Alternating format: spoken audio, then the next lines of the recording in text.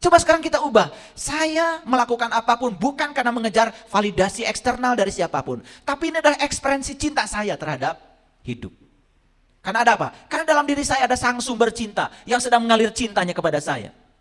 Coba mulai Bapak Ibu. Berbuat baik pada orang lain bukan karena ingin disebut baik, ingin disebut dermawan. Bukan. Tapi karena saya adalah sumber cinta. Karena Allah sumber cinta bersama dengan saya. Aku terima apapun yang terjadi sebagai ritme semesta, aliran energi semesta. Karena dibalik semuanya, pasti ada rencanamu yang jauh lebih hebat daripada keinginan-keinginan egoku. Mulai sekarang berhenti mengubah dunia. Mulai mengubah diri kita ke dalam. Apa yang harus diubah? Ubah frekuensi. Karena frekuensi bukan takdir. Frekuensi adalah pilihan. Sekali lagi, pilihan. Mau berpikir positif, mau berpikir negatif, ya kan? Mau membenci orang, mau memaafkan orang, itu pilihan, bukan takdir. Semua kuasa sudah diberikan Allah kepada kita masing-masing. Aneh ya? Ingin situasi di luar berubah, tetapi kamu sendiri tidak mengubah situasimu yang di dalam. Aneh. Oke ya, makanya kita ini terlalu banyak keluar. Kan kerjaan kita tuh menghakimi orang, mengadili orang, menjustifikasi orang, betul? Menilai orang, menyerang orang. Banyak yang menyerang saya di YouTube. Karena dia tidak tahu tugasnya. Padahal ketika dia menyerang orang, dia sedang melihat wajahnya sendiri sedang menyerang. Harusnya dia lihat di kamera. Ketika wajahnya melotot, mengeluarkan kata-kata yang buruk, lihat, itu bukan orang lain yang diserang. Dia sedang melihat dirinya sendiri. Makanya saya tidak tertarik melayani yang begitu. Beda kelas sama saya.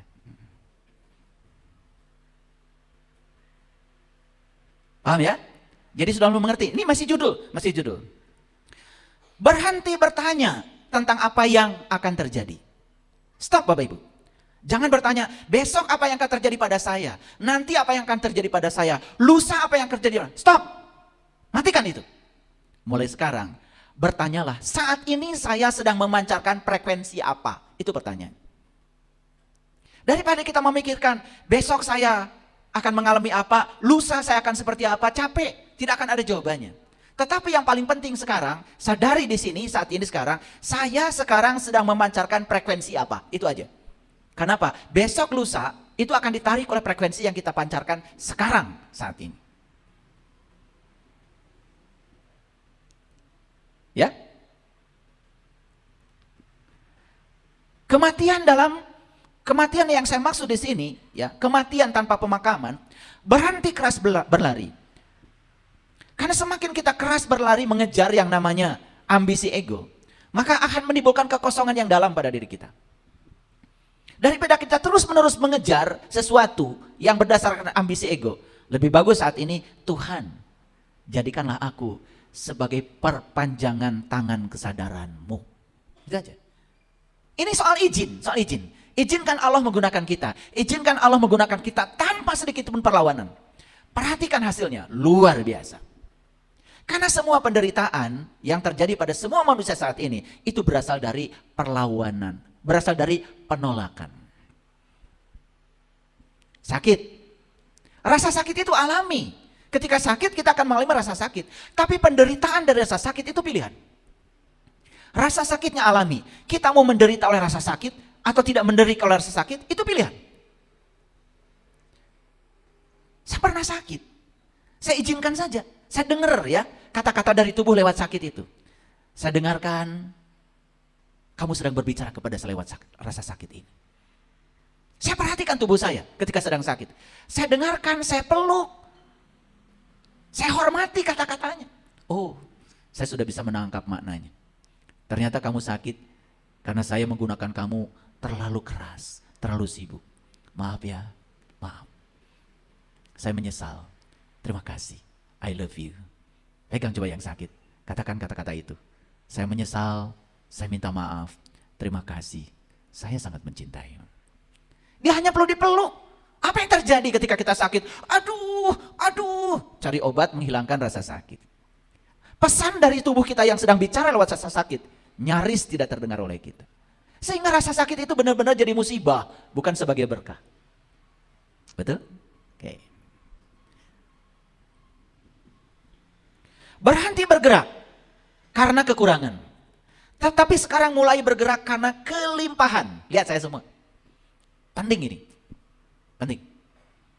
Ketika Bapak Ibu bekerja, mencari nafkah, digerakkan oleh rasa kekurangan.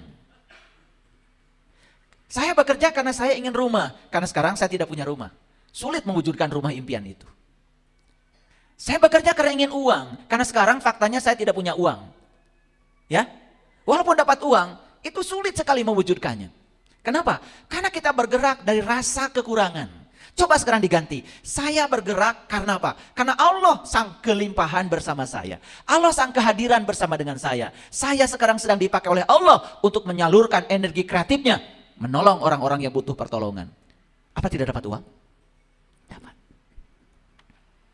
Saya dari dulu, sejak dari muda, saya bekerja, tidak ada pikiran di otak saya uang.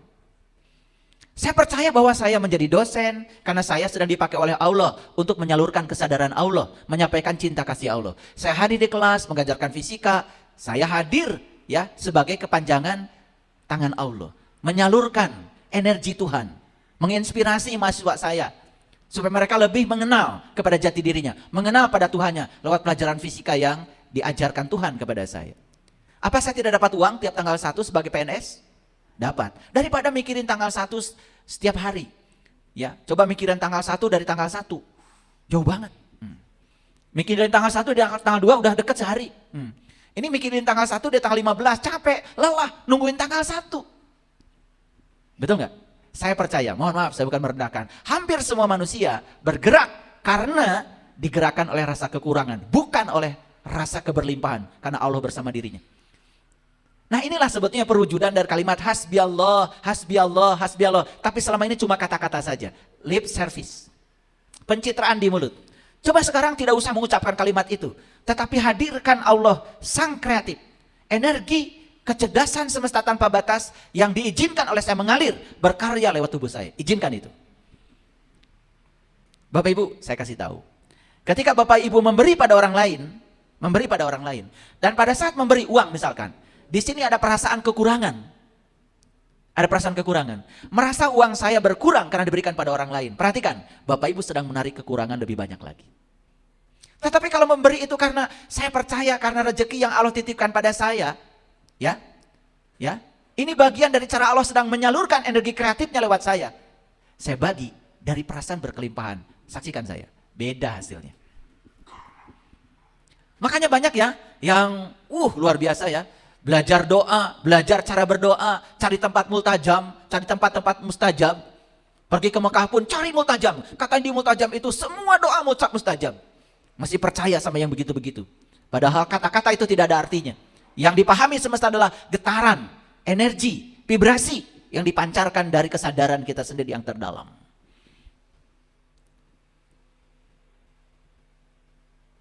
Berhenti dari sekarang untuk menjadi sesuatu. Tetapi kita menyadari bahwa kita sudah membawa yang tak ternilai, yaitu sang kehadiran. Bapak Ibu, saat kita datang ke dunia ini, bahkan saat kita masih di rahim ibu, setelah selesai dibentuk tubuh kita sempurna, Allah sendiri yang mengatakan, ketika sudah selesai penciptaan kamu, aku tiupkan ruhku kepadamu. Masih belum yakin bahwa sebetulnya dia bersama. Kita terus mengejar untuk menjadi sesuatu, dan kita melupakan yang tak ternilai dalam diri kita. Siapa itu? Sang kehadiran, sang keberadaan. Energi semesta tanpa batas yang bersama Bapak Ibu sekarang. Betul apa tidak? Berhenti mengejar validasi eksternal, tetapi menjadi ekspresi cinta. Coba sekarang diubah Bapak Ibu. Kalau berbuat kebaikan itu jangan karena ingin divalidasi oleh orang lain. Wih hebat, ngajinya luar biasa, suaranya melengking luar biasa. Bukan itu. Coba sekarang kita ubah. Saya melakukan apapun bukan karena mengejar validasi eksternal dari siapapun. Tapi ini adalah ekspresi cinta saya terhadap hidup. Karena ada apa? Karena dalam diri saya ada sang sumber cinta yang sedang mengalir cintanya kepada saya. Coba mulai Bapak Ibu. Berbuat baik pada orang lain bukan karena ingin disebut baik, ingin disebut dermawan. Bukan. Tapi karena saya adalah sumber cinta. Karena Allah sumber cinta bersama dengan saya. Saksikan, akan ada yang berbeda. Berhenti membuktikan nilai diri, tetapi menyadari bahwa sebetulnya kita ini sudah utuh. Bapak Ibu, saya mau tanya, Allah bersama Bapak Ibu sekarang? Oke. Allah maha sempurna, Berarti Bapak Ibu sekarang utuh apa tidak? Utuh. Tapi ego mengatakan, nanti, besok, kalau apa yang saya inginkan tercapai, baru saya bahagia. Gitu. Besok, jika segala hal yang saya inginkan tercapai, baru saya tenang. Begitu? Padahal besok belum tentu terjadi. Hidup itu di sini, saat ini, sekarang. Makanya saat kita bernafas, dengan segala kemewahannya, utuh nggak kita? Coba, mulai bergerak dari perasaan bahwa saya utuh. Ini hukum tarik-menarik akan bekerja. Mulai sekarang berhenti mengejar garis finish. Tetapi memperkaya setiap perjalanan. Karena kita selalu berfokus kepada titik akhir. Coba lihat tuh, orang naik sepeda motor, pikirannya sudah di titik akhir. Dia tidak bisa menikmati kemewahan ketika dia bisa memegang stang sepeda motor. Dia bisa memutarkan stang sepeda motor sehingga gasnya naik. Dia tidak merasakan angin berhembus di badannya. Dia tidak merasakan bahwa melihat itu mewah. Yang ada apa? Saya harus sampai di tujuan. Makanya salib kiri, salib kanan, salib kiri, salib kanan. Terus lihat, orang yang seperti itu tidak pernah menjadi kaya di perjalanan. Kenapa? Dia pikir tujuan hidup adalah garis finish. Makanya dari sejak bangun pagi tadi, wah, saya terus menangis. Saya terus merasakan betapa luar biasa cinta kasih Allah kepada saya. Ketika saya disadarkan bangun pagi, ya Allah, gak ada yang saya temui kecuali dia dulu. The topmost priority. Gak ada yang temui. Bahkan istri saya pun belum saya temui. Saya temui dulu dia. Saya ucapkan terima kasih atas hari baru yang dipersembahkan dia kepada saya. Baru saya peluk istri saya, terima kasih. Hari ini kamu masih menemani saya untuk melanjutkan perjalanan. Baru saya merawat tubuh saya. Baru saya olahraga. Sesibuk apapun, jam 5 sampai jam 8 pagi, yaitu jam me time saya, jam olahraga saya. Jam sarapan pagi saya. Saya tidak mau lagi olahraga lihat HP, saya tidak mau lagi makan lihat HP, saya hadir sepenuhnya. Ketika saya makan buah ceri, saya nikmati setiap rasa yang masuknya. Saya kayakan pengalaman jiwa saya. Ketika makan anggur, saya kayakan perasaan saya hadir sepenuhnya. Ketika makan pepaya, saya kayakan rasa saya. Saya terus bermanunggal dengan rasa itu. Ketika makan labu, saya kayakan rasa saya. Saya berterima kasih pada semua berkah yang sudah diberikan semesta. Yang sebentar lagi akan menjadi tubuh saya. Jangan anggap sepele loh makanan yang di hadapan kita. Kemudian yang kita santap itu kan akan menjadi darah kita, daging kita. Betul? Akan menjadi tubuh kita. Makanya hati-hati dengan yang kita makan. Jangan terlalu banyak menyakiti apa yang kita makan. Apalagi menumpahkan darah. Semua ada hukum sebab akibatnya. Makanlah yang karmanya paling sedikit. Makanlah makanan yang tidak menyakiti. Coba. Energi tubuh kita mulai bagus. Cakra-cakra di tubuh kita, cakra mahkota, semua cakra, 7 cakra dalam tubuh kita, aliran energinya mengalir dengan deras. Tidak ada hambatan. Ketika bisa minum, menelan air saja, kalau hadir bisa keluar air mata. Terima kasih Tuhan. Karena saya pernah melihat orang yang ketika dimasukkan air ke mulutnya, saraf untuk menelan airnya itu tidak aktif. Sehingga air keluar lagi. Dan 3 hari setelah itu dia meninggal. Dan kemewahan ini nyaris oleh kita tidak diperhatikan. Kenapa? Karena kita tidak hadir.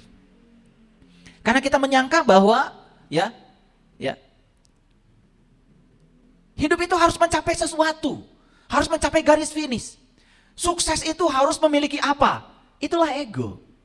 Sehingga kita tidak menikmati setiap perjalanan. Tidak mengayakkan diri kita dengan setiap perjalanan. Bapak Ibu sekarang sedang mendengarkan kajian saya mewah? Bisa mendengarkan suara saya mewah? Saya bisa bicara mewah? Subhanallah. Sudah hadir saya di sini saat ini sekarang sepenuhnya. Ya. Saya sering menyaksikan orang makan di restoran mewah. Ya, dia sambil pegang HP, ya, sibuk makan, lihat HP makan. Saya yakin dia tidak menikmati makanan. Hasilnya cuma kenyang aja perutnya. Atau bisa jadi perutnya nggak kenyang-kenyang. Makanya perutnya jadi gede. Terus aja dimasukin makanan gitu ya. Bahkan setiap rasa yang masuk nyaris tidak dinikmati. Padahal Bapak Ibu, ketika napas sudah lepas, apapun yang dijejalkan ke mulut ini, makanan semewah apapun yang dijejalkan ke mulut ini, nyaris tidak bisa dinikmati lagi. Ribuan rasa yang bisa dinikmati itu karena kehadiran Sang Ilahi. Karena napas masih bersama dengan kita. Kita bisa membedakan asin tidak asin. Kita bisa membedakan gurih tidak gurih. Dari mana itu semua? Bukankah karena Sang kehadiran? Coba rasakan. Mau nyetir mobil, duduk dulu yang tenang. Ya, syukuri punya tangan. Ucapkan terima kasih pada tangan yang mewah ini. Ketika memegang setir, rasakan kemewahannya. Subhanallah. Terlalu banyak sebetulnya persembahan semesta buat kita, bukan? Nyaris semuanya dilupakan. Kenapa? Kita mengejar sesuatu yang ilusif, yang dibangun oleh ambisi ego, yang diciptakan oleh pikiran palsu kita sendiri.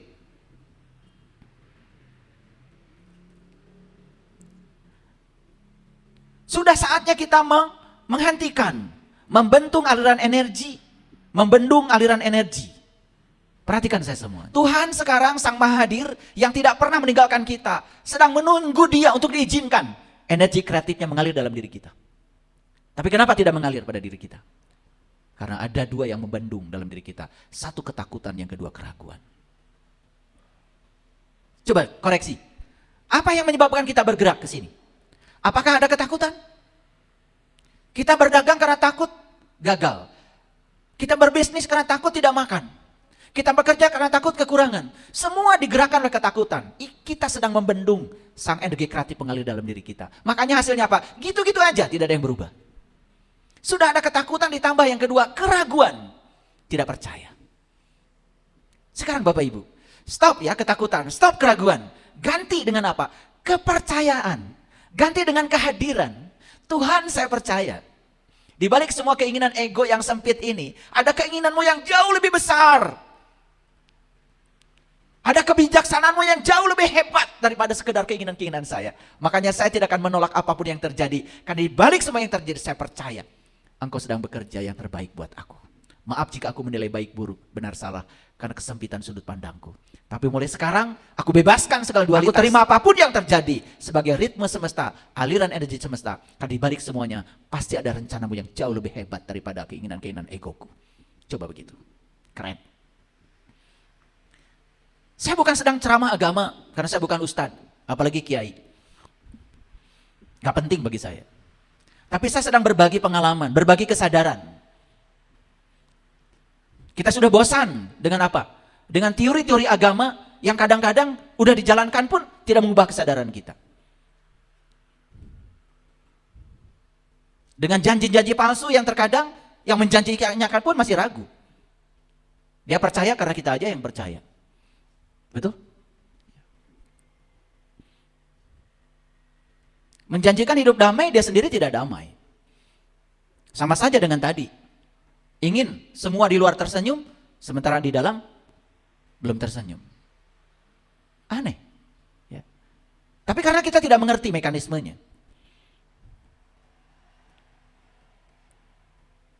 Jadi sekarang, tugas kita apa? Aliran energi semesta yang sangat dahsyat itu dihentikan oleh dua. Satu ketakutan, yang kedua keraguan. Sekarang ganti ketakutan dengan kepercayaan dan ganti keraguan dengan kehadiran. Kehadiran ilahi dalam diri cukup untuk membuat segala sesuatunya terjadi. Hasbi Allah. Dan kenapa itu tidak terjadi? Karena tidak diizinkan. Kita menolak aliran energi itu. Mulai sekarang berhenti melihat dunia sebagai ancaman. Begitu kita mengaktifkan rasa takut, maka dunia ini menjadi ancaman. Dunia nampak seperti sedang mengancam kita. Sehingga muncullah kata-kata yang seperti bijak, padahal sebetulnya itu kata-kata dari ego yang dibungkus dengan jubah-jubah kebijakan. Hidup itu harus bekerja keras. Betul?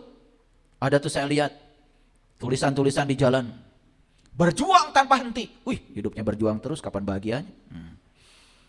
Masyarakat awam kan menganggap slogan-slogan itu benar, betul nggak? Iya. Apalagi mau pemilu biasanya banyak kata-kata begitu. Ya. Pilihlah saya. Berjuang tanpa henti. Wah, mau pilih apa, hidupnya berjuang terus. Kalau orang masih berjuang itu belum selesai dengan dirinya sendiri. Sedangkan syarat untuk menjadi pemimpin itu dia harus selesai dengan dirinya sendiri. Harus sudah berhenti berjuang harusnya. Karena sudah selesai. Sekarang pandang Bapak Ibu, dunia bukan sebagai ancaman bagi saya, tapi dunia adalah sang murah hati yang siap untuk menyalurkan semua berkahnya pada saya. Gimana caranya? Ubah rasa takut menjadi rasa syukur. Ubah rasa takut menjadi cinta. Itu aja. Begitu kita mengaktifkan rasa takut, dunia menjadi sebagai ancaman. Begitu kita mengaktifkan rasa syukur, mengakui semua kemewahan yang Allah persembahkan kepada kita, apa yang terjadi? Dunia menjadi sang murah hati yang selalu memberikan apa yang kita mau. Sekali lagi saya ingin mengatakan, apa yang saya sampaikan ini adalah pengalaman pribadi saya. Bahwa apa yang saya sampaikan cocok dengan teori-teori yang berkembang di dunia psikologi, dunia meditasi, ya alhamdulillah. Tetapi saya tidak pernah menyampaikan sesuatu yang apa kata orang. Tapi saya menyampaikan sesuatu yang apa kata saya dan sudah terbukti sebagai sebuah pengalaman. Sekali lagi saya ingin menyampaikan bahwa orang beriman itu tidak boleh menyampaikan sesuatu yang dia sendiri tidak mengalaminya, tidak membuktikannya. Kaburo maktan, semesta tidak ridho ketika kita membicarakan sesuatu yang hanya teori-teori bodong. Yang membohongi umat. Sementara kita belum membuktikannya.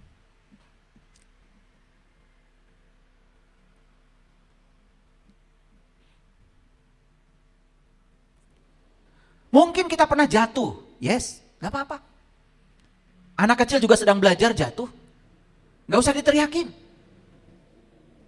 Jatuh itu kan hanya isyarat saja. Isyarat dari semesta bahwa kita disuruh untuk segera bangkit. Mungkin Bapak Ibu pernah kehilangan sesuatu, yes. Gak apa-apa. Saya kasih tahu ya, di dunia ini tidak ada yang benar-benar hilang. Karena semua berdasarkan hukum kekekalan energi. Yang ada cuma berubah bentuk. Bapak Ibu bayar listrik tiap bulan. Mungkin menganggap listrik hilang. Tidak. Listrik sudah berubah bentuk jadi cahaya. Betul? Sudah berubah bentuk jadi nasi matang, the rice cooker. Betul nggak? Tidak ada yang hilang. Tidak ada yang hilang. Jadi kalau ada sesuatu yang hilang dari diri kita, percaya sebetulnya hanya sedang diganti oleh semesta dalam bentuk yang berbeda. Saya dilepaskan rasa kemelekatan pada harta, harus kehilangan harta dulu. Enak aja. Hilang harta saya? Hilang nggak? Enggak. Diganti dengan perasaan di mana saya tidak punya kemelekatan lagi pada harta. Alhamdulillah saya tidak melekat pada harta. Pernah punya harta kamu? Gak pernah? Wah, masih meragukan. Betul gak? Jangan-jangan ketika punya sedikit aja, udah langsung ini milik saya, ini punya saya, hasil saya.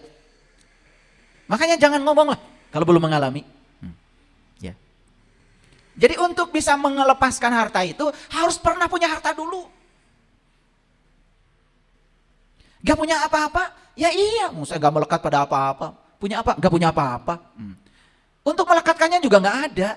Sama saya dengan orang bicara, alhamdulillah saya gak pernah korupsi. Sebentar, kerja di mana? Gak kerja Pak. Atau kerja, tapi coba-coba, posisimu apa? Kan gitu. Oh saya guru Pak. Ya guru apa yang mau dikorupsi? Kapur gak seberapa. Betul gak? Iya. Kursi, masa diangkatin ke rumah? Nanti juga kelihatan siswa tidak bisa duduk. Betul gak? Iya.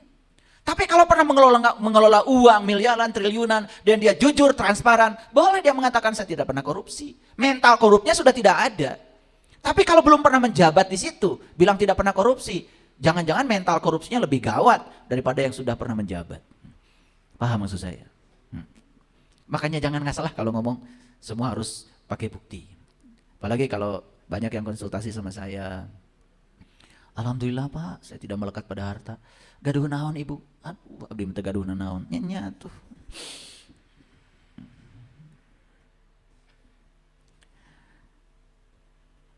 Saatnya kita berhenti melihat kejatuhan dan kehilangan sebagai penderitaan. Apalagi kejatuhan dan kehilangan dianggap sebagai hukuman.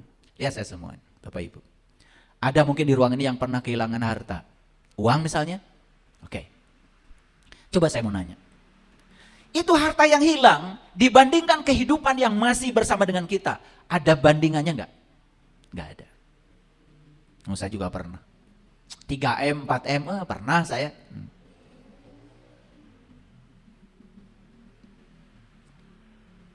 Tetapi 3M, 4M tidak ada artinya dibandingkan dengan sang kehadiran, sang keberadaan yang masih menemani saya.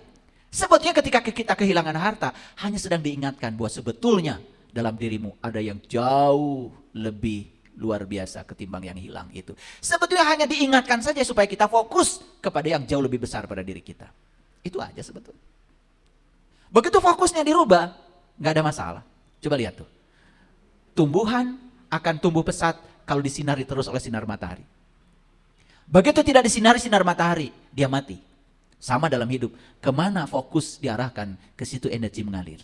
Hilang uang 100 juta, terus mikirin yang 100 juta. Allah yang bersama kita, menemani kita, bahkan kita masih bernapas, sehat, nyaris tidak dirasakan, karena fokus kita pada yang hilang. Ingat ya, ketika kita memfokuskan pada yang buruk, hukum tarik-menarik bekerja, hal buruk akan datang lebih banyak lagi. Itu. Ya, ini ngaji kesadaran ya. Tidak perlu dihafal, semua kata-kata saya tidak penting. Tidak ada hafalan di sini. Tapi mantra yang tempo hari masih ingat kan? Masih ingat ya? Ya. Dimanapun saya berada, bertemu dengan siapapun, saya akan melakukan kebajikan tanpa pamrih. Dilakukan nggak itu? Oke. Hasilnya bagaimana? Hasilnya dahsyat, luar biasa. Oke, ya teruskan ya. Nah itu udah mulai bener itu, ya. Nggak usah baca itu, baca ini, panjang-panjang nggak usah. Ada murid saya tanya sama saya, ayah katanya, gimana cara mendinginkan kopi supaya cepat dingin? Gampang. Nah, kamu bikin kopi, taruh. Kamu baca surah Yasin 3 kali. Biarkan aja kopi itu. Wah luar biasa ya. Selesai 3 kali baca Yasin, dingin kopi. Wah udah, kan sakti kamu, luar biasa. Pelajaran dari saya itu sederhana. Masuk akal nggak Bapak Ibu? Iya. Dingin nggak kopinya? Dingin. Luar biasa. Ya. Berhenti mengejar dan mengendalikan Tuhan, tetapi mengizinkan Tuhan untuk menjadi jalur kasih sayang. Yuk sekarang, berhenti mengejar Tuhan. Karena Tuhan itu tidak perlu dikejar. Saya sering bilang, pencarian adalah pelarian ke tempat yang sebetulnya tidak pernah kita tinggalkan. Dia ada kok bersama kita, dia inti kehidupan kita. Kita hanya disuruh untuk berpaling ke dalam diri kita, itu saja. Makanya ada orang, lagi apa? Saya lagi mengejar Tuhan. Seolah-olah Tuhan tuh berada di tempat yang jauh, harus dikejar-kejar. Udah gitu, dicoba dikendalikan dengan doa-doa yang mengatur Tuhan. Betul? Padahal dia itu hanya ingin diizinkan saja. Kata Tuhan, kamu aku ciptakan untuk menjadi kepanjangan tanganku, menyalurkan energi kreatifku, menyalurkan energi kesadaranku. Itu aja. Izinkan kamu dipakai oleh aku, kata Tuhan, untuk menjadi penyalur itu. Selesai. Udah, berkah akan datang. Berhenti mengejar dunia luar, tetapi membuka diri pada dimensi terdalam dari keberadaan kita sendiri. Itu yang disebut dengan kematian tanpa pemakaman. Sudah mengerti sekarang judulnya? Oke. Jadi mati dulu baru berjumpa dengan Tuhan. Tetapi selama ini menganggap kematian itu seolah-olah kematian yang sebenarnya. Hal di Quran jelas dikatakan, barang siapa yang tidak bertemu di sini, maka tidak akan bertemu di sana. Ayatnya begitu. Barang siapa yang tidak bisa bertemu hari ini, tidak akan bertemu dia besok. Ayatnya begitu. Nanti kita baca ayatnya ya. Oke. Jadi apa yang harus kita matikan? Sudah jelas dari kajian-kajian tadi. Berhenti mengendalikan Tuhan. Sekarang izinkan dia mengendalikan kita. Oke? Oke ya? Berhenti mengendalikan dunia. Izinkan sekarang kita mengubah frekuensi kita. Ya kan? Itu, maka perubahan akan terjadi. Itu semua artinya kita disuruh untuk ke dalam. Makanya puncak dari proses belajar itu hadirin, menjadi manusia yang tidak tahu apa-apa, tidak punya apa-apa, tidak bisa apa-apa, dan tidak merasa bukan siapa-siapa. Nah ini juga pelajaran. Alhamdulillah, saya memang bukan siapa-siapa. Sebentar. Pernah jadi apa selama hidup? Sekolah di mana? Gak sekolah. Gak pernah jadi apa-apa selama ini? Gak pernah. Iya, tidak akan merasa siapa-siapa. Maksud saya jadi siapa-siapa dulu.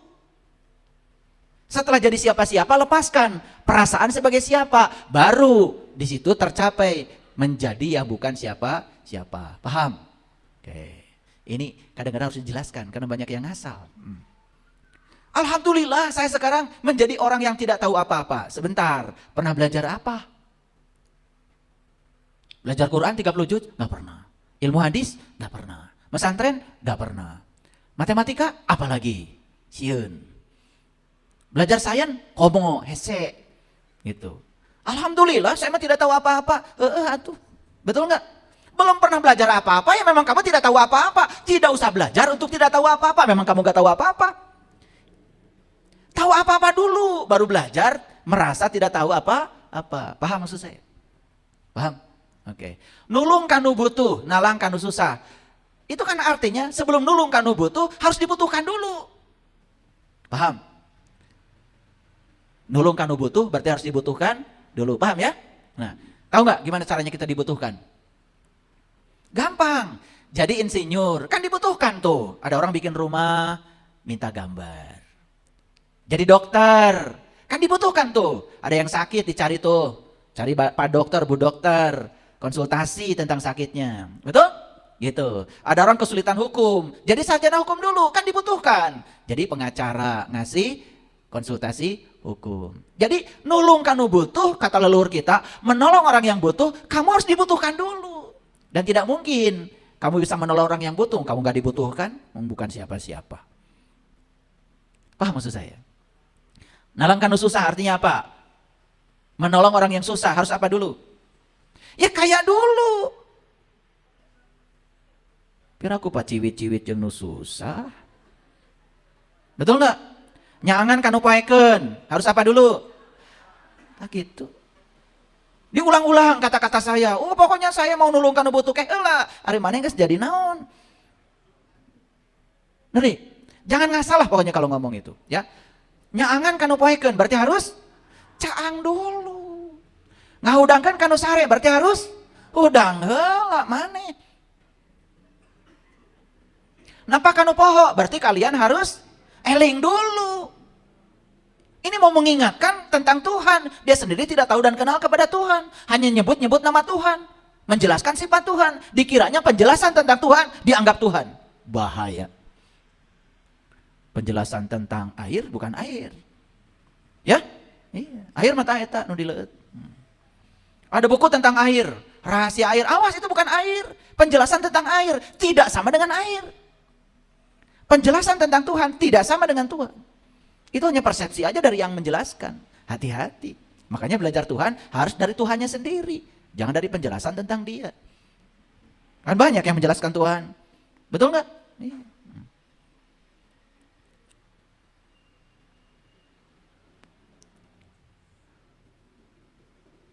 Ngantar kanu keeng. Membebaskan orang yang ketakutan. Harus apa dulu? Ya berani dulu. Kamu aja masih penakut, betul nggak? Mau belajar aja takut sesat, takut salah. Ya mau belajar aja, nanti juga ada perjalanannya sendiri-sendiri. Oke. Nah, jadi untuk bisa mati selagi hidup atau mengalami kematian tanpa pemakaman, syaratnya satu. Kita harus sudah terbuka dulu pikirannya.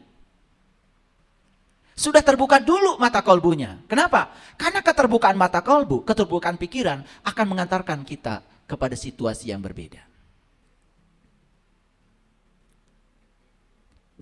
Nah pertanyaannya mengapa pikiran kita tertutup? Saya bukan mau menyalahkan yang di luar, tetapi ini perlu saya bahas. Sistem pendidikan menentukan pikiran terbuka atau tertutup. Percaya nggak sama saya? Percaya nggak saya? Ya, sistem pendidikan di rumah. Itu akan mencetak anak kita terbuka atau tertutup pikirannya. Sistem pendidikan yang di sekolah, di pesantren, itu menentukan loh. Apakah produk pendidikan itu menjadikan orang yang terbuka pikirannya atau tertutup? Kan banyak ya, lulusan pendidikan malah jadi semakin tertutup. Merasa paling benar sendiri, sulit menerima perbedaan pendapat. Betul nggak? Malah hasil pendidikan itu jadi dogma dan doktrin yang membuat dia semakin tertutup. Padahal dia sudah mengalami satu sistem pendidikan. Makanya sistem pendidikan pun menjadi sangat berbahaya bagi kita, bagi anak-anak kita. Kalau di dalamnya tidak mengantarkan para peserta didik menjadi terbuka pikirannya. Bapak Ibu kan mungkin juga pernah sekolah, betul nggak?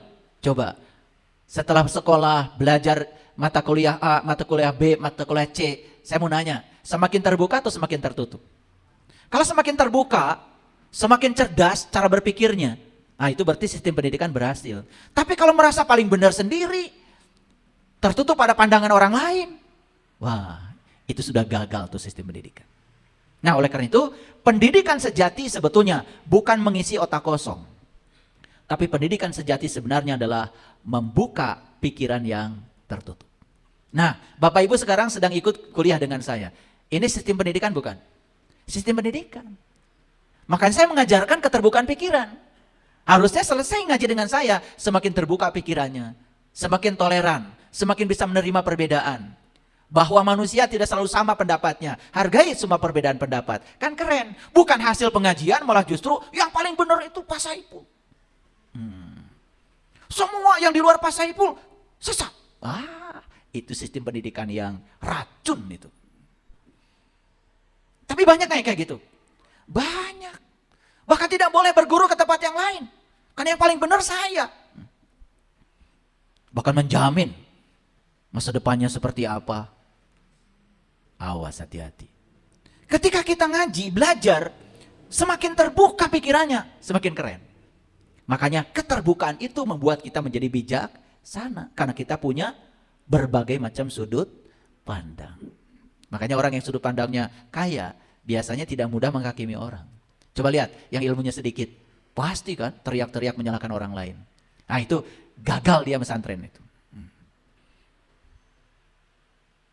Nah, makanya di Quran surat Al-Baqarah ada ayat yang bagus sekali. Innal ladzina kafaru sawaun alaihim a'andartahum am lam tundirhum la yu'minun. Saya mengartikan kafir itu artinya tertutup. Sedangkan iman artinya terbuka sesuai dengan definisi iman dari Rasulullah SAW. Beliau mengatakan begini kan, al-iman tasdikun bil qalbi wa iqrarun bil lisan wal amalun bil arkan. Jadi iman itu harus dimulai dengan pembenaran oleh kolbu. Kalau kita lihat kolbu dalam Al-Quran, fungsinya ada 3. 1, kolbu itu untuk melihat. 2, untuk mendengar. 3, untuk memahami. Dan untuk melihat, mendengar, dan memahami, jelas kolbu harus terbuka. Kalau tertutup, tidak mungkin bisa memahami. Betul apa tidak? Nah, oleh karena itu maka, ya sederhananya, sebetulnya, kafir itu artinya tertutup. Sedangkan iman artinya terbuka. Nah, coba baca ayat ini. Sesungguhnya orang-orang yang tertutup apa saja? Tertutup pikirannya. Ya kan? Tertutup kolbunya, tertutup hatinya, apa saja yang tertutup. Sama saja bagi mereka, diberi peringatan atau tidak diberi peringatan, tidak akan terbuka. Makanya percuma Bapak Ibu datang ke sini dengan membawa pikiran yang tertutup. Paling juga ilmu yang saya sampaikan dibenturkan dengan ilmu-ilmu lama yang tidak ada artinya. Tapi kalau terbuka, oh iya, saya mau koreksi cara pandang saya terhadap hidup. Rupanya ini yang membuat hidup saya tidak maju-maju nih. Ya, pikiran lama yang tidak melayani. Karena terbuka, siap menerima pengetahuan baru. Karena napasnya juga udah baru kan? Nih Bapak Ibu saya tanya. Selama mendengarkan kajian saya sudah berapa kali bernafas? Nggak ngitung? Tuh, makanya benar kata Allah. Siapa yang mencoba menghitung nikmatku, latuh suha, tidak akan bisa dihitung. Ditanya aja sepanjang ikut kajian saya berapa kali nafas, Bapak Ibu tidak bisa menjawab. Apalagi kalau ditanya, selama hidup berapa kali bernafas? Latuh suha, tidak bisa dihitung. Betul? Ya. Tetapi saya ingin tanya, sepanjang tadi mendengarkan kajian saya, ya, ada pemahaman-pemahaman baru nggak yang masuk? Kenapa bisa masuk? Karena terbuka, diizinkan. Tapi kalau sudah menutup diri, tidak mau membuka diri pemikiran, apalagi merasa seolah-olah paling benar, hadir di sini hanya kesia-siaan. Ingat ya, saya di kajian ini bukan sedang mengisi otak ibu bapak yang kosong, gak penting bagi saya. Tapi saya sedang meningkatkan keterampilan berpikir, supaya keterampilan berpikir kita meningkat. Itu yang akan meningkatkan kapasitansi. Makanya selama kajian saya ajak untuk berpikir, betul? Ya, tadi bercermin, mikir gak? Mikir kan? Oh ternyata sesederhana itu ya. Saya ingin senyum yang di luar, tapi saya berdua, tuh tidak terjadi. Coba senyum yang di dalam, yang di luar senyum? Senyum. Makanya ubah frekuensi kita di dalam, maka dunia akan berubah. Keren. Ulangi sekali lagi. Sesungguhnya orang yang tertutup apanya? pikirannya, hatinya, apa saja. Sama saja bagi mereka, diberi peringatan, tidak diberi peringatan, gak akan berubah. Coba ya. Orang yang tertutup, tidak pernah belajar hal baru. Hanya mengulang-ulang pelajaran lama. Itu orang yang tertutup. Ya, puas dengan hafalan. Nah, oleh karena itu maka tujuan dari pendidikan, ini pendidikan secara umum ya, baik pendidikan di masyarakat, di keluarga, di sekolah, di pondok pesantren, di universitas. Makanya saya selama mengajar 34 tahun di universitas, selalu menantang mahasiswa untuk berpikir. Makanya ya, setiap saya ngasih kuis kepada mahasiswa, selalu mereka ya nilainya itu tidak bagus. Kenapa? Kalau saya menyampaikan suatu hafalan, kemudian kuisnya mengulang yang dihafal, 100 mahasiswa semua. Tapi kalau saya menyampaikan cara berpikir di satu soal, kemudian saya ekstrapolasi, soalnya beda, bukannya itu lagi. Tapi cara berpikirnya sama. Nyaris mahasiswa saya sering mengalami masalah. Rata-rata kuisnya 0. Kenapa? Karena dari kecil dibiasakan menghafal. Tidak dibiasakan berpikir. Apalagi mengungkapkan hal baru yang disebut dengan berpikir kreatif. Nah, kita buka dulu ya rahasianya. Jadi tujuan pendidikan itu yang sebenarnya adalah menggantikan pikiran yang kosong dengan pikiran yang terbuka. Awas, bukan dengan pikiran yang isi. Makanya pendidikan bukan menjejalkan knowledge. Kalau pendidikan itu menjejalkan pengetahuan, gak perlu ada sekolah, gak perlu ada universitas. Sudah ada Google. Betul apa tidak? Jadi kalau sekolah itu hanya mengulang-ulang pengetahuan lama yang sudah usang, tapi tidak mengembangkan keterampilan berpikir, gak perlu ada sekolah, apalagi mahal-mahal. Produk sekolah bukan seberapa banyak dia punya pengetahuan, tetapi seberapa terbuka dia berpikir terhadap hal-hal baru. Kalau tidak terbuka pikirannya, tidak ada penemuan. Oke, ngerti? Oke. Dalam dunia yang penuh sekarang ini, justru yang kita butuhkan bukanlah sekedar banyak tahu, tetapi tahu cara berpikir. Oke? Nah, itulah yang disebut dengan dalam bahasa psikologi metakognitif. Jadi metakognitif itu ya bukan kognitif. Ya, tapi metakognitif itu dia sedang ya mengembangkan potensi diri sehingga keterampilan berpikirnya terus. Karena apa, Bapak Ibu? Hidup tidak dengan hafalan. Hidup itu adalah solve problem dengan keterampilan berpikir. Setuju dengan saya? Oke. Jadi pendidikan bukan mengisi otak, tetapi ya pendidikan itu adalah mengembangkan potensi otak. Kalau mengisi otak ya seperti ember yang diisi air. Makanya heran ya, masih banyak guru yang gak ngerti. Di mana siswa diajarkan menghafal ini, menghafal itu. Betul gak? Iya. Bahkan ya. Bahkan sesuatu yang sekarang sudah bisa dikerjakan oleh mesin pun masih harus diajarkan. Kalau dulu mungkin tambah, kali, mungkin harus diajarkan ya, bagi. Betul gak? Nah sekarang kan sudah ada mesinnya. Ajarkan yang lain daripada buang-buang waktu. Mengajarkan tambah-tambah. Kali-kali. Toh pedagang juga di pasar gak ada yang tidak pakai kalkulator. Betul gak? Iya.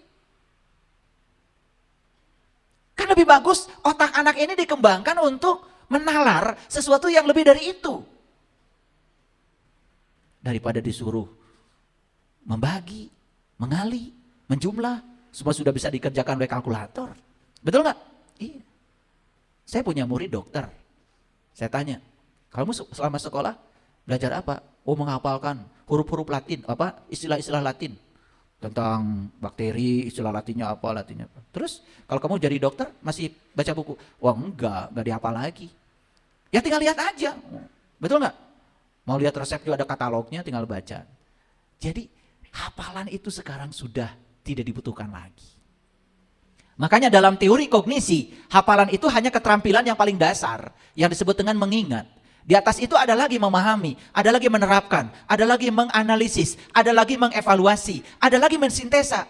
Nah, dari analisis ke atas itu disebut dengan high order thinking. Berpikir tingkat tinggi, itu yang dibutuhkan dalam hidup. Jadi pendidikan itu mirip seperti membuka jendela. Bapak Ibu, Ini karena tidak dibuka, ruangan ini pengap. Coba, kalau diganti, dibuka jendelanya, mengalir nggak udara baru? Itulah pendidikan. Pendidikan itu seperti mengalirkan udara baru ke dalam ruangan dengan membuka jendela. Coba jendelanya tutup terus. Hanya itu aja di ruangan. Pengap. Makanya yang tidak berkembang pikirannya pengap. Apalagi hanya puas dengan pengetahuan-pengetahuan lama yang hanya hafalan dan tidak menolak. Tetapi Bapak Ibu, pernah nggak pagi-pagi membuka jendela? Pernah nggak? Gimana tuh? Silau? Silau. Terasa asing? Terasa asing. Tapi lambat laun ketika udara segar masuk ke ruangan, terasa kamar menjadi jauh lebih nyaman. Itulah pendidikan. Ya, jadi kalau sekarang sumpah, kehidupan kita nggak berubah-berubah. Jangan-jangan ada sisa-sisa masa lalu dari produk pendidikan yang tidak diganti karena kita tidak membuka jendela. Paham? Sudah siap membuka jendela? Sudah siap silau? Hah? Kan begitu dibuka pemikirannya oleh saya silau dulu kan? Silau, ya teh naon? Wah, betul nggak? Betul nggak? Ini teh apa? Masa tidak boleh mengubah dunia? Tuh kan? Silau kan? Ya. Padahal kita sudah terbukti, kita terus mengubah keluar itu tidak ada hasilnya. Begitu membuka ke dalam, ada hasilnya. Ada perempuan dalam sesi konsultasi ngadu sama saya. Yang diadukan itu apa? Suaminya. Suami yang dicurigai. Apa yang kamu lakukan? Setiap pulang, saya cek Pak. Itolnya kemana aja? Pak. Apalagi yang kamu lakukan? Saya pasang GPS Pak di mobilnya. Dia pergi kemana aja? Dia berhenti di rumah siapa aja? Bagus. Terus apalagi yang kamu lakukan? Saya menggaji orang untuk mengikuti dan membuntuti dia kemanapun dia pergi. Bagus. Berapa gajinya? 10 juta Pak sebulan. Keren kamu. Hasilnya apa? Hasilnya saya tambah sakit hati Pak. Itulah kebodohan, betul nggak? Iya, dikiranya dengan begitu jadi semakin itu hukum tarik menarik. Dia kan jadi terus berpikir, kenapa berhenti di sini? Dianalisis. Kenapa berhenti di sini? Dianalisis. Berhenti di apotek aja dianalisis. Jangan-jangan ini ada selingkuhan itu penjaga apoteknya. Wah, padahal sebetulnya sakit perut, betul nggak? Beli obat sakit perut di situ karena mencret, betul nggak? Tapi karena pikiran begitu kan, hasilnya gimana? Tambah sakit hati Pak. Bagus saya bilang. Udah, saya bagusin aja. Sekarang mau saya ubah. Mau. Lepas GPS, lepas rasa ingin tahu. Jangan lihat HP. Udah, biarin aja. Urusan dia, urusan kamu. Sekarang perbaiki frekuensimu. Ungkapkan cintamu. Ungkapkan perhatianmu. Apa yang terjadi? 3 bulan yang akan datang lagi saya. Begitu datang lagi, wajahnya udah berubah. Gak ada lagi jerawat. Begitu saya ketemu jerawatnya saya hitung itu. Saya perhatikan itu. Begitu ketemu 3 bulan yang akan datang, udah bersih, gak ada jerawat. Kamu keren. Belum saya tanya pun udah saya bilang, kamu keren. Gimana sekarang? Damai. Ternyata suami saya berubah dengan sendirinya. Begitu saya merubahnya ke dalam. Tuh. Itu ngaji baru benar kayak gitu. Gitu gak Bapak Ibu? Oke, praktek ya? Praktek. Jadi seperti membuka jendela, ya, oke. Jadi pendidikan itu sekarang masih dipahami sebagai proses mengisi kekosongan, dan ini bahaya bagi dunia pendidikan. Anak dianggap wadah kosong, lalu guru datang sebagai pengisi, maka dijejalkanlah pelajaran, hafalan dipaksakan, dan nilai ketika dia bisa menghafal ini dijadikan ukuran keberhasilan. Jadi ketika dia bisa menyebut Asmaul Husna 99, walaupun dia tidak pernah mengamalkan Asmaul Husna, keji, selalu membuli temannya, tapi dia bisa menyebutkan Ar-Rahman, Ar-Rahim, Al-Malik 100 itu nilainya. Dan dia anggap itu keberhasilan. Gak peduli kelakuannya kayak apa. Ini berbahaya. Ketika anak tidak bisa membuang sampah ke tempat sampah, berbahaya. Tapi ketika anak kurang melafalkan huruf-huruf Arab, menurut saya sih tidak bahaya. Namanya belajar bahasa mungkin saja ada kesalahan. Orang belajar bahasa Inggris saja banyak yang salah. Siapa kamu? I am. Lama-kelamaan jadi ayam. Betul nggak? Nggak apa-apa. Orang Inggris juga belajar bahasa Indonesia salah-salah nggak apa-apa. Tapi ketika dia tidak bisa membuang sampah ke tempat sampah, itu bahaya. Lebih bahaya itu bagi saya. Tidak bisa antri, bahaya. Kalau Pak salah-salah sedikit, nggak bahaya. Kenapa? Kan mulut setiap orang juga belum tentu sama. Betul nggak? Iya. Udah ngosom sejak dari lahir. Nggak bisa bilang, sa. Karena ngosom, sya, kabeh we sya. Betul nggak? Sin letik sya. Betul nggak? So jadi sya. Nggak bisa dipaksa. Masa masuk neraka yang kayak gitu?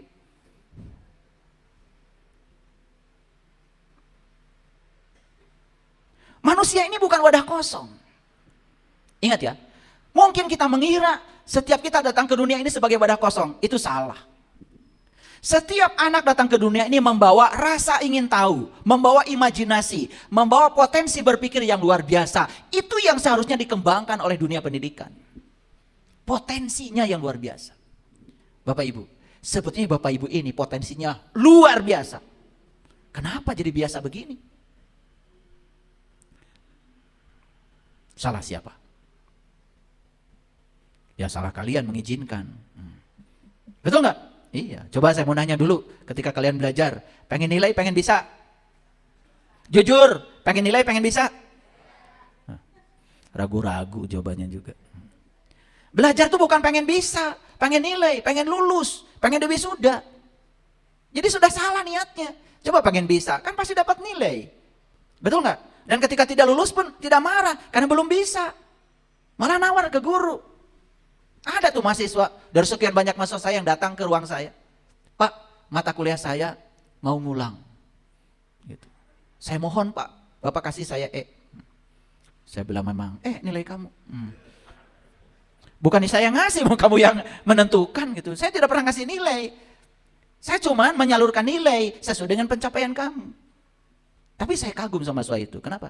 Saya belum bisa Pak, saya ingin mengulang lagi. Keren. Berarti kamu kuliah pengen apa? Pengen bisa Pak. Kan ada yang pengen nilai, nyontek. Betul nggak? Beda, yang pengen nilai kan begitu. Yang penting lulus. Ya, kalau wisuda panggagahna saya tahu mah. Betul nggak? Cacak niron oge.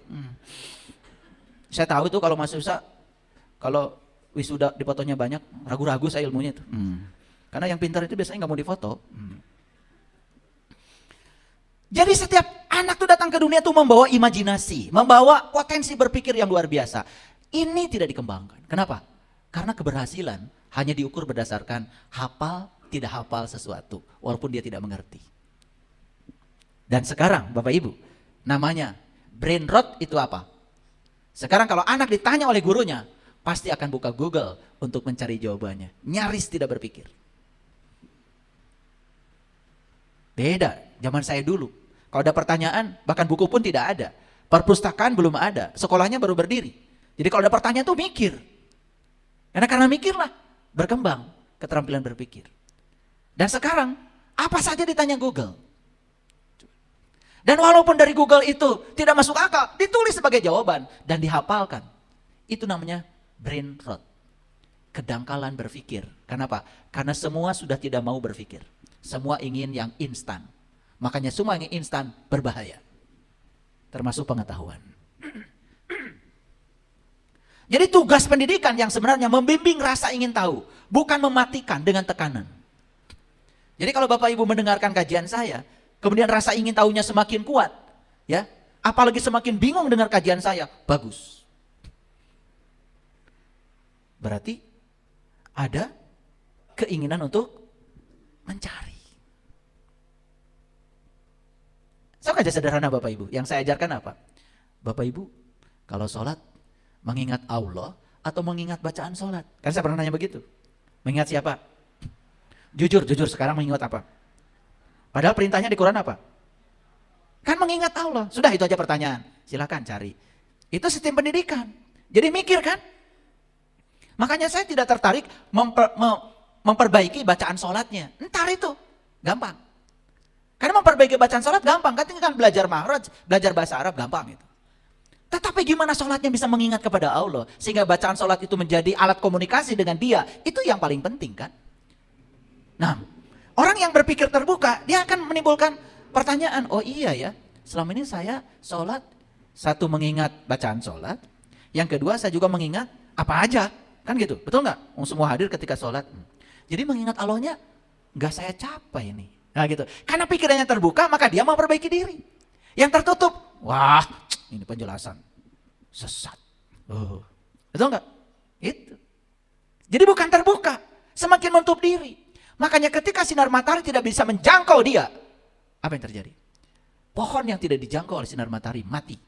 Sama dengan orang yang tertutup pikirannya tidak mau dijangkau oleh cahaya ilahi, mati jiwanya. Kata Imam Al-Ghazali dalam kitab Ihya Ulumuddin, kematian jiwa itu sama dengan kematian fisik. Tubuh fisik tidak dikasih makan 3 hari mati. Ternyata tubuh spiritual tidak dikasih makan 3 hari juga mati. Oke. Jadi pendidikan itu apa sebetulnya? Pendidikan itu harusnya membangkitkan pertanyaan, bukan memberi jawaban. Melatih peserta didik untuk tidak puas dengan satu sudut pandang. Sehingga timbul berpikir kritis, terbuka, dan memahami bahwa dunia tidak hitam putih. Membuat pikiran semakin terbuka dan membentuk manusia yang bijak. Karena apa? Orang-orang bijak itu dihasilkan dari pikiran yang terbuka. Bayangkan ya, kita masukkan anak pada sekolah tertentu, yang di sekolah itu kemudian diajarkan untuk membenci orang lain yang berbeda dengan dirinya. Mahal-mahal kita bayar anak kita sekolah di situ. Hasilnya apa? Jadi anak yang fanatik dan tidak suka perbedaan. Bahaya. Ibu bapaknya sendiri nanti ketika berbeda bisa diserang tuh sama anak begitu. Betul nggak? Iya. Itu namanya tuh senjata makan siapa itu? Nah itulah pokoknya begitu. Senjata makan Tuhan. Jadi pendidikan yang baik membuat pikiran makin terbuka, ya. Pendidikan yang baik, ya.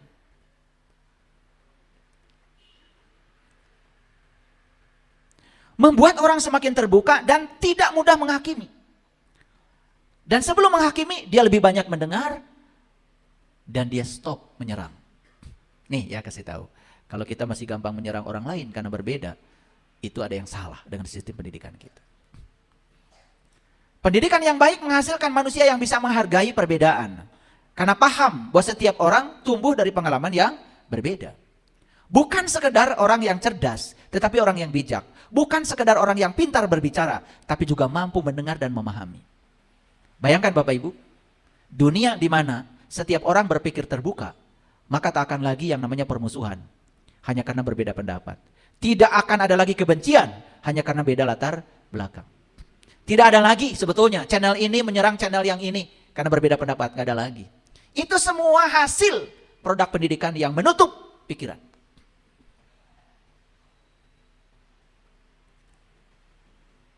Nah, proses pendidikan itu bukan hanya terjadi di sekolah. Jadi harus dimulai dari mana? Di rumah. Cucu saya sedang membaca buku cerita. Buku ceritanya tentang sungai yang dialiri oleh air susu. Karena pinter, langsung ditutup bukunya sama dia. Ini gak benar katanya buku. Loh, saya tanya kenapa? Ya kalau sungai dialiri susu, harusnya banyak semut di pinggirnya. Kan gitu. Ini gak ada semutnya. Gitu. Ya karena berpikir kritis. Nah coba, anak-anak yang sekarang tumbuh di abad modern ini, sebenarnya saat lahir tuh mereka berpikir kritis, Bapak Ibu. Cuman sering dibungkam oleh sistem pendidikan yang kita bangun. Yang pertama yang membungkam daya kritis anak itu adalah orang tuanya di rumah. Mungkin ada anak bertanya, Tuhan itu siapa? Tuhan itu apa? Pasti Bapak Ibu kan, karena Bapak Ibu juga digitukan oleh gurunya. Betul nggak? Nggak boleh. Padahal itu pertanyaan biasa nggak? Kan biasa sebetulnya. Ya, cuman kita tidak pernah membuka kesempatan untuk kemungkinan-kemungkinan yang baru. Oke. Baik, sekarang saya mau jelaskan dari sudut pandang Al-Quran. Bapak Ibu pernah mendengar ayat ini? Ya, ini Quran surat Al-Isra ayat 72. Wa man kana fi hadihi a'ma fahuwa fil akhirati a'ma wa adallu sabila. Dan barang siapa yang buta di ini, hadihi itu di ini, Sebetulnya gitu terjemahan benernya. Barang siapa yang buta di ini, ada yang menerjemahkan di dunia. Oke, masuklah. Tapi fi hadihi itu sebenarnya di ini. Di sekarang maksudnya. Ya, fahuwa fil akhirati a'ma. Niscaya di akhir ia akan lebih buta dan tersesat dari jalan yang benar. Ada yang menerjemahkan, barang siapa yang buta di dunia, dia akan buta di akhirat. Yes, masuk. Barang siapa yang buta sekarang, dia akan buta nanti. Yes, masuk. Buta apa? Nah, kalau buta itu kan artinya tertutup. Coba, ya. Kan sebetulnya orang yang buta mata lahirnya, ini karena tertutup kan? Dia tidak bisa menerima cahaya dari luar. Nah, siapa yang buta di dunia, maka dia akan buta di akhirat. Buta itu artinya tidak melihat. Ada yang berani menerjemahkan, siapa yang tidak melihat di dunia, dia tidak akan melihat di akhirat. Melihat apa? Nah, itu dijelaskan di Quran surat Al-Waqiah. Ketika nyawamu sampai di kerongkongan, saat itu seharusnya kamu melihat. Aku lebih dekat kepadamu, tetapi kebanyakan manusia mati dalam keadaan tidak melihat. Nah, orang yang terbuka pikirannya langsung nanya pada dirinya, oh nanti kalau saya mati, saya akan melihat apa tidak ya? Oh kalau saya harus melihat pada saat mati nanti, apa yang saya lihat? Dengan mata mana saya harus melihat? Dan kepada siapa harus berguru supaya saya bisa melihat? Orang yang berpikir terbuka begitu. Tapi orang yang tertutup langsung, apa-apaan ini? Udah kan yang penting kita ngejalanin apa yang diajarkan leluhur-leluhur kita aja. Kan begitu. Jadi tidak bisa menerima pengetahuan baru. Oke. Bapak Ibu, pernah membaca nggak ayat ini? Ini Quran surat An-Nisa ayat 66. Dan sesungguhnya kalau kami perintahkan kepada mereka. Nah, ternyata mereka di sini ini adalah Bani Israel. Bani itu orang, Israel itu berjalan, El itu Tuhan. Jadi Bani Israel itu orang yang berjalan menuju Tuhan. Ini para pencari sebetulnya. Walaupun tidak cocok disebut pencari, karena Tuhan tidak perlu dicari. Oh, Tuhan itu hanya perlu disadari kok, sudah bersama kita sekarang.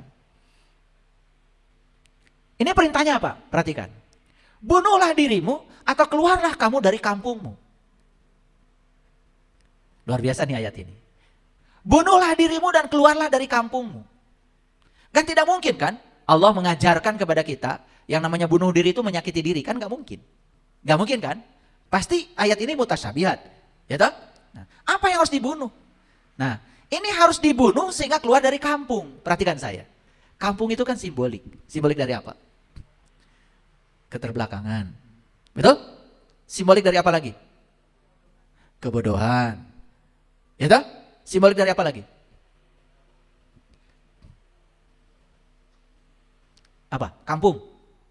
Makanya Nabi Muhammad kan hijrah dari kampung. Dari Mekah ke Madinah. Madinah itu kota. Hijrah dari kampung ke kota. Ya, jadi kampung itu lambang dari keterbelakangan, ya kan? Ya.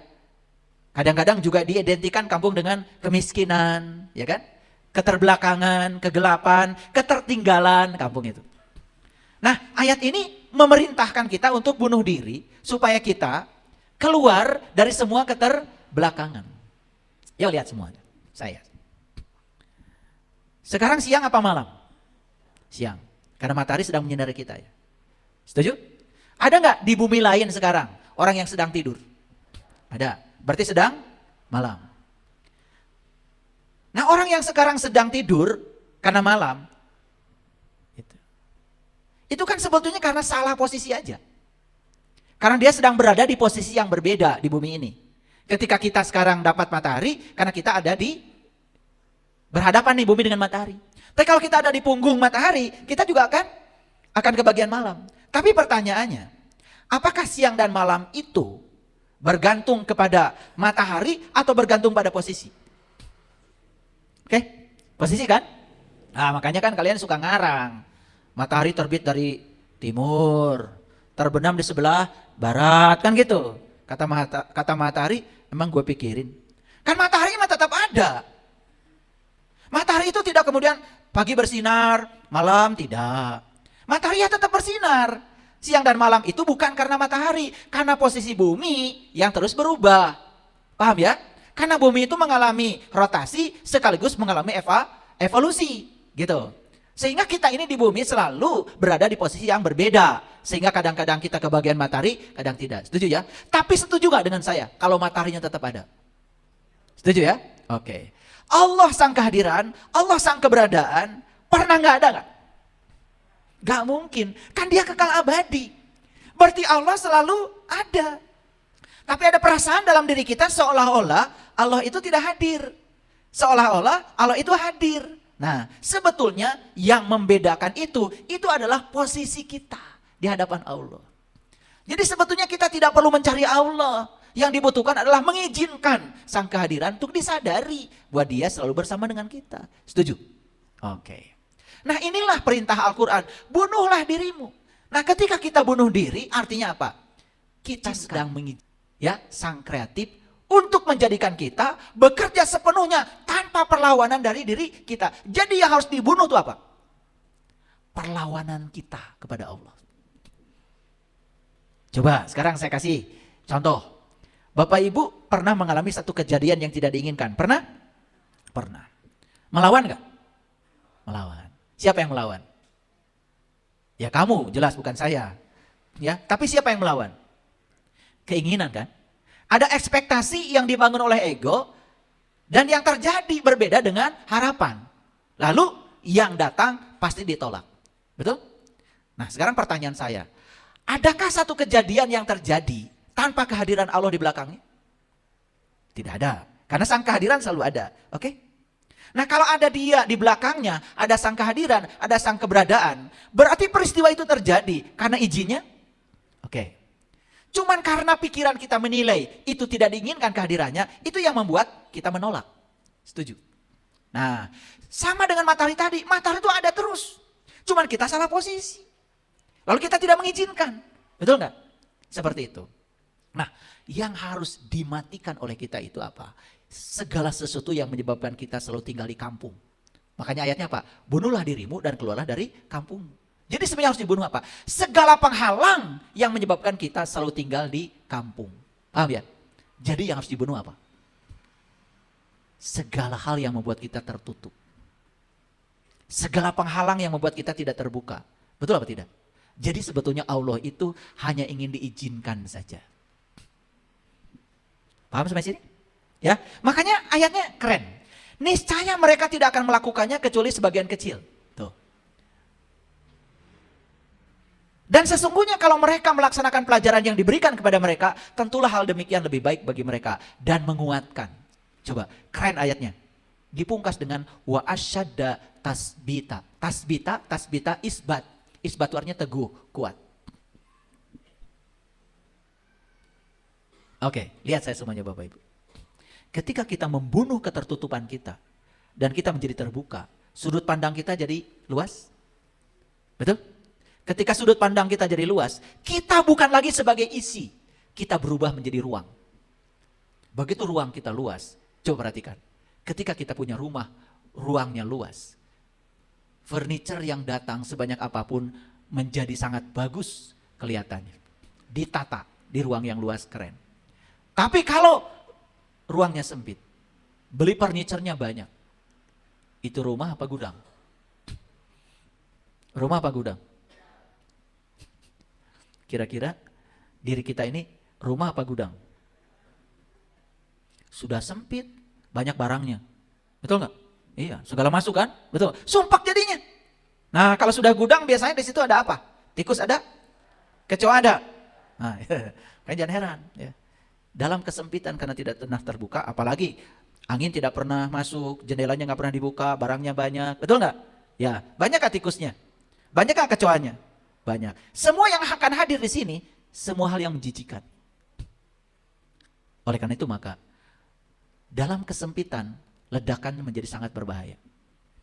Tapi di ruang yang luas, ledakan itu tidak berbahaya. Berani nggak Bapak Ibu bunuh diri yang menyebabkan Bapak Ibu keluar dari kampung? Berani nggak? Berarti kalau keluar dari kampung pergi kemana? Ke kota. Makanya satu-satunya bahasa yang sangat agung di bumi ini, kalau pergi dari kampung ke kota, namanya nyaba. Itu bahasa Sunda. Itu diambil dari Quran surat Saba. Kabayan, Saba, kota.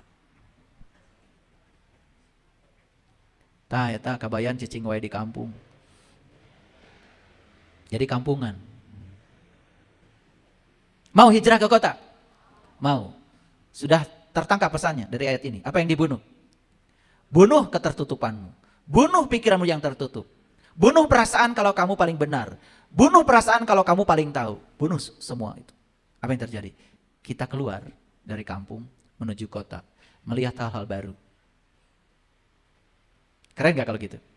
Oke. Siap gak bunuh diri? Awas. Bukan dari sini pergi ke Indomaret. Beli baygon.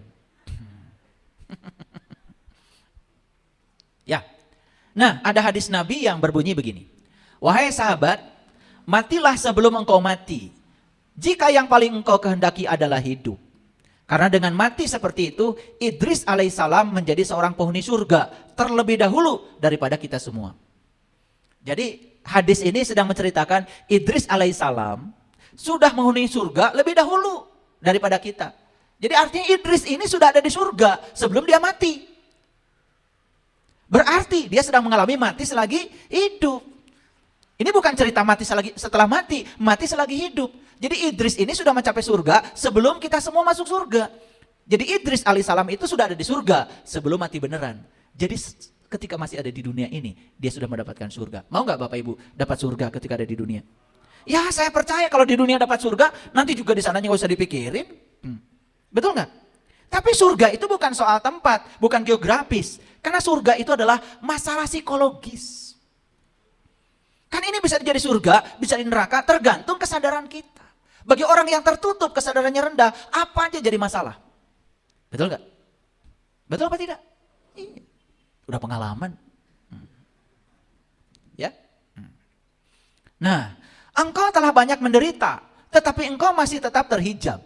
Karena kematian itu suatu pokok yang mendasar, dan engkau belum mencapainya. Ini jelas bukan kematian yang sesungguhnya. Ini sedang cerita bahwa kamu itu menderita dan kamu ini terhijab. Itu karena kamu belum mengalami kematian itu. Coba perhatikan saya. Ketika kita hidup dikendalikan oleh niat sejati, semua itu jadi rileks. Tapi ketika hidup dikendalikan oleh ambisi ego, semua menjadi tegang. Betul nggak?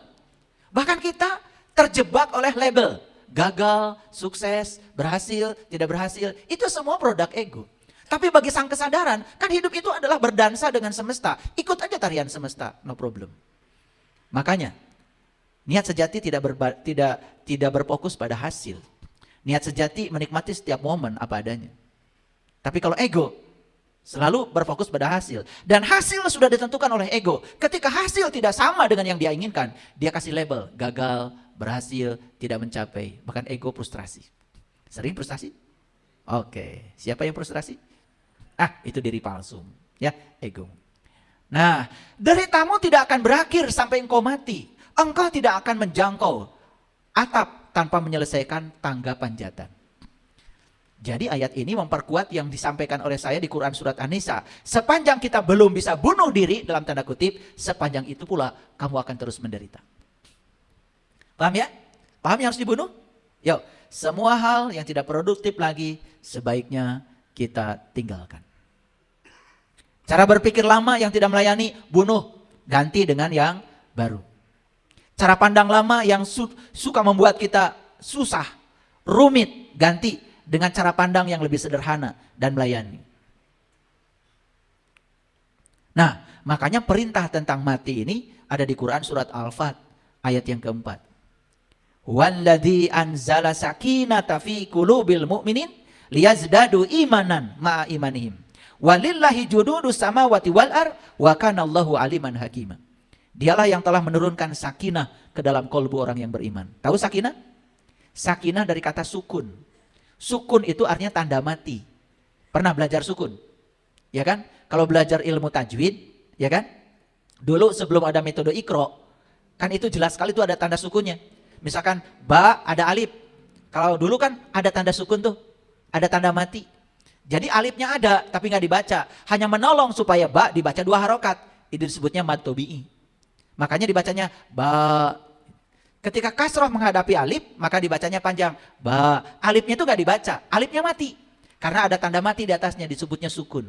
Jadi sebetulnya sakinah itu arti yang sebenarnya adalah mati. Makanya keluarga yang sakinah, keluarga yang Mati. Paham? Artinya ketika ada peristiwa apapun, suami istri tidak bereaksi. Persis seperti orang mati. Jadi orang mati kan tadi salah satu kuncinya apa? Mengizinkan, tidak menolak. Sudah gitu gak Bapak Ibu keluarganya? Sudah gitu belum? Makanya cekcok terus. Karena gak mati-mati.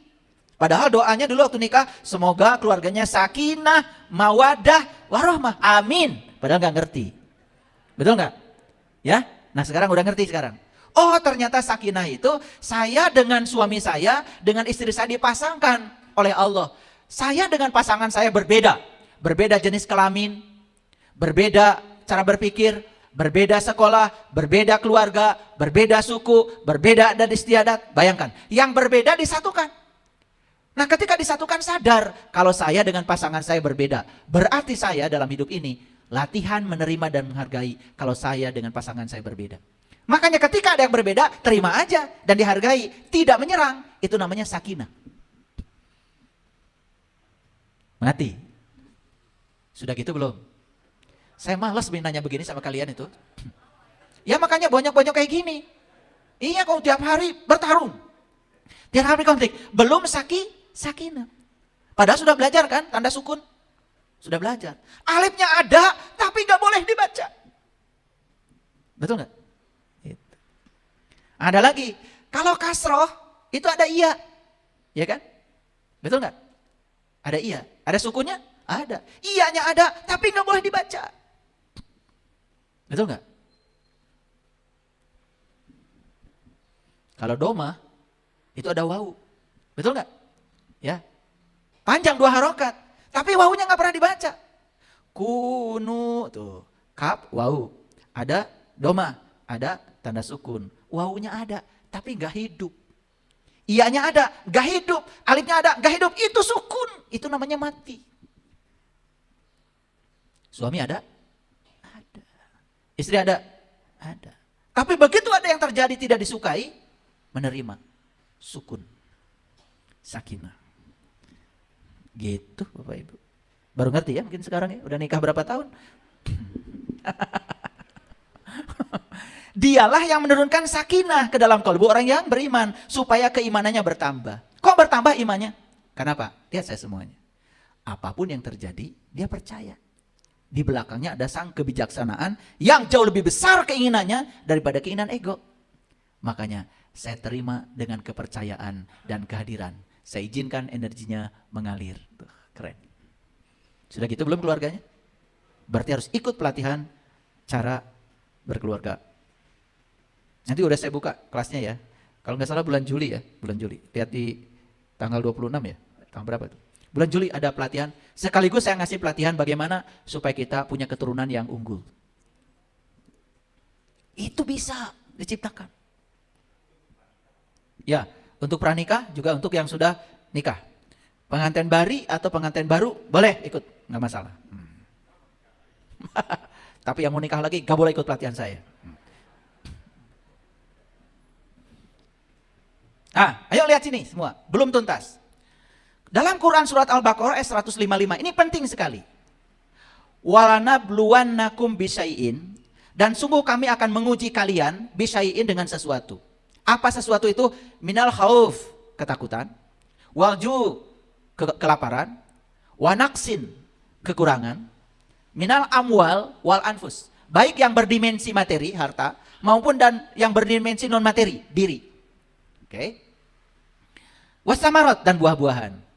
Wabasyiris sabirin, ini, dan berikanlah berita gembira kepada orang-orang yang sabar. Yuk kita lihat ayat ini dengan cerdas. Perhatikan ya. Dan sungguh kami akan menguji kalian dengan sesuatu, ketakutan, kelaparan, kekurangan, baik dalam dimensi materi maupun dalam dimensi rohani, anfus, diri, dan juga buah-buahan. Tetapi kalimat yang berikutnya apa? Berikanlah berita gembira kepada orang-orang yang sabar. Ini bagi orang yang sabar, kekurangan, ketakutan, kelaparan, ternyata berita gembira. Saya mau nanya sama kalian semua, ya. Sebelum ngaji dengan saya nih saat ini. Kalau melihat kelaparan, itu berita gembira bukan? Bukan. Kekurangan, berita gembira bukan? Ketiadaan buah-buahan berita gembira bukan? Bukan kan? Berarti kalian memang bukan orang sabar. Hebatnya ayat ini, perhatikan. Ternyata bagi orang yang sabar, semua yang disebut dengan musibah itu ternyata itu berita gembira. Ini maksudnya ayat ini. Jadi sebetulnya ketakutan, kelaparan, kekurangan itu hanya signal, hanya sinyal dari semesta bahwa ada yang salah loh dengan dirimu. Masih ingat gak kajian saya tadi? Ketika kita takut, maka aliran energi kreatif dari semesta terbendung oleh ketakutan kita. Betul? Ketika kita ragu, energi yang akan mengalir terbendung oleh kita. Kita telah membuat bendungan sehingga sungai energi itu tidak mengalir deras ke dalam kehidupan kita. Itu yang menyebabkan kehidupan kita seperti yang sekarang. Banyak dengan penderitaan. Tapi bagi orang yang sabar, ini berita gembira. Makanya saya tanya tadi, bagi kalian yang hadir di sini, ya kelaparan, kekurangan, harta maupun jiwa, buah-buahan, bagi kalian tadi sebelum saya jelaskan, berita gembira bukan? Bukan kan? Ya berarti nggak sabar. Gitu aja cara memahami ayatnya. Ada nggak yang melihat ini berita gembira? Ada sabar. Nah sekarang setelah ngaji, berita gembira atau bukan? Berita gembira. Sebetulnya hanya sinyal dari semesta, ini loh ada cara hidupmu yang salah, ada cara pandangmu yang salah. Betul nggak? Energi kreatifku tidak mengalir kepada kamu. Ada yang terbendung loh oleh kamu, gitu sebetulnya. Nah setelah ngerti begini, jadi berita gembira sekarang? Oke. Bapak Ibu kehilangan uang, berita gembira? Yang benar? Apa berita gembiranya? Berita gembiranya yang hilang ini nggak seberapa dibandingkan dengan Allah yang bersama saya. Beliau masih hadir dalam diri saya. Hadir sebagai napas saya. Buat apa saya fokus pada yang hilang? Saya fokus saja pada dia. Hasbi Allah, hasbi Allah. Saya percaya ya Allah. Yang hilang itu hanya mengingatkan saya untuk kembali kepada Engkau yang lebih besar daripada yang hilang itu. Berita gembira? Pernah nggak dapat kajian ayat ini? Pernah. Kapan? Sekarang. Nah sekarang baru bisa melihat, oh ternyata ini semua berita gembira. Makanya bagi orang yang sabar, tidak ada baik buruk, tidak ada benar salah. Semua yang terjadi, yang dia tangkap adalah pesan. Karena semuanya adalah berita gembira. Bapak Ibu sakit berita gembira? Berita gembira. Karena sakit itu tubuh sedang berbicara. Ada yang salah loh cara berpikir kamu. Ada yang salah loh program kamu. Ada yang salah dengan spiritual kamu. Ada yang salah dengan energi kamu. Jadi sebetulnya kita diingatkan oleh itu semua supaya kembali. Keren gak? Kembali pada Allah. Keren gak? Keren. Tapi kalian itu baru bisa kembali kadang-kadang kalau selalu dihujani oleh peristiwa yang tidak kalian ingin. Makanya di kajian-kajian seperti ini, selalu yang hadir itu orang-orang yang sudah mengalami kehancuran. Makanya hancur dulu baru terjadi kiamat. Ngerti sekarang?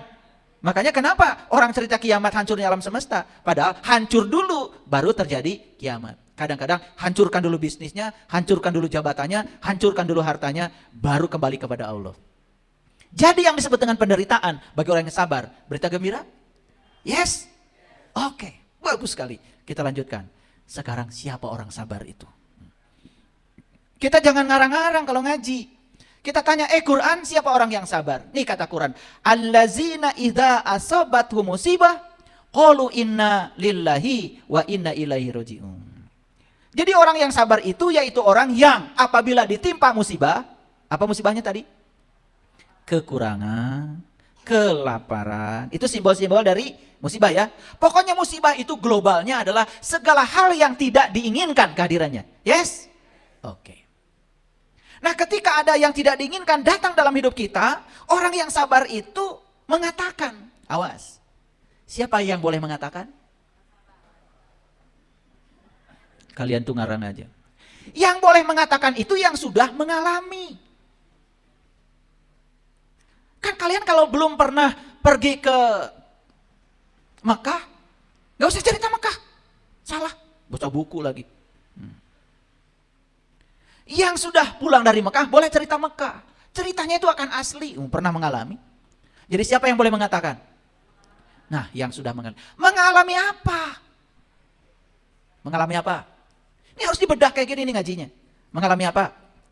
mengalami kedatangan segala hal yang tidak diinginkan itu. Tapi sekarang kita sudah punya ilmunya. Tidak ada kejadian yang terjadi tanpa kehadirannya. Setiap yang terjadi itu pasti ada pesan semesta yang jauh lebih bijaksana daripada pesan ego dan ambisi kita. Makanya kita kemudian sadar, innalillah, sesungguhnya semua milik Allah. Wa inna, dan sesungguhnya ilaihi, kepadanya rojiun, orang-orang akan kembali. Oh, ternyata musibah ini hanya cara Allah mengembalikan saya supaya pulang kepada Allah. Keren gak kalau gitu? Keren gak? Iya, sekeren itu Quran kalau dipahami. Tapi kalian sembarangan aja. Begitu ada orang yang meninggal, innalillahi wa inna ilaihi raji'un. Sebentar dulu.